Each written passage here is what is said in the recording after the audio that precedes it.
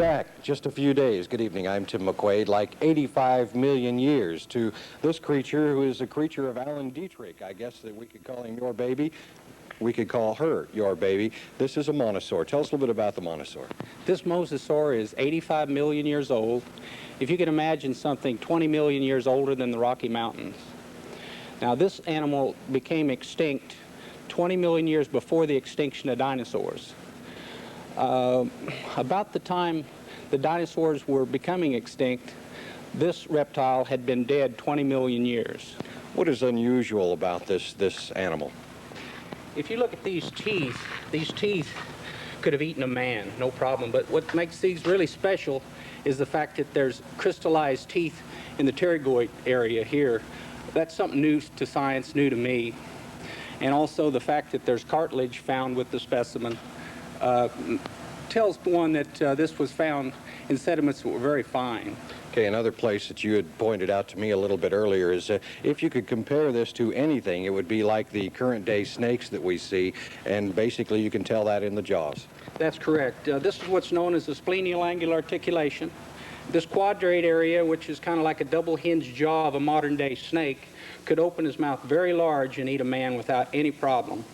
And if you put your hands up here, you can tell the size of those teeth. You can put, and how far he could open his mouth, could easily swallow a human being.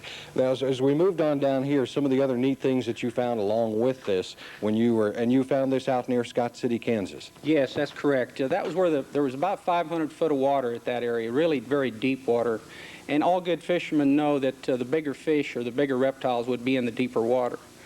This specimen was found with a shark, some shark's teeth that was with it, and the shark was either feeding on the specimen or the animal was eating shark. But if you can imagine the expression older than dirt, well, this is older than rock because it's found in rock. And when you find something in rock, you're talking about something very ancient. Limestone fence post would what you'd have to compare it to. And when you start to take this thing out to shows, when you start to take this to locations, your first one is going to be in Arizona, what will people be looking at? What will people be looking for? This is going to be the showpiece. This is the showpiece. As you walk and enter the Tucson Gem and Mineral Show in Tucson, Arizona, the 12th through the 15th of February, you'll see this specimen as you walk in and pay your admission to see the rest of the gems and the diamonds and the fantastic specimens of minerals that they have there at the show. And a definite interest in something like this out there. Oh, there is. There's people from museums all over the world. We've met people from Europe and Asia and from the United States that are looking for spectacular specimens to put in museums and to decorate the halls of fine museums all over the world.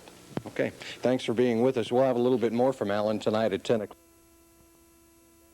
Out of the side of a mountain or somewhere on a plain, in order for you to discover it. You just can't see through rock. And how this specimen was found was part of the caudal vertebrae, or part of the tail vertebrae, was exposed and eroding through natural causes of the elements.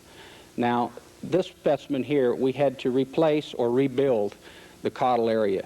The chevrons and the neural spines had to be rebuilt. There's 120 vertebrae in one of these specimens. The length of the skull is 33 inches, so what you do is you take 8 times the length of the skull and you can figure out the length of the specimen.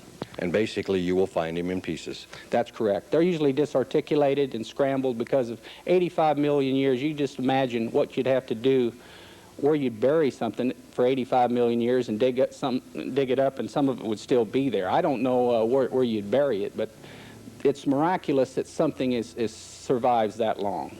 And as far as the dig and as far as getting it to this point, how long did it take once you found this to get it out of the ground and then get it into this condition? I'd have to say that fossil hunting is downhill from the get-go. When you find it, it's the most fantastic time. That's the best time of all because you're the first human being on the planet to discover this reptile after 85 million years ago. Your brain, your eyes get to see it for the first time. From that moment on, it's pick and shovel.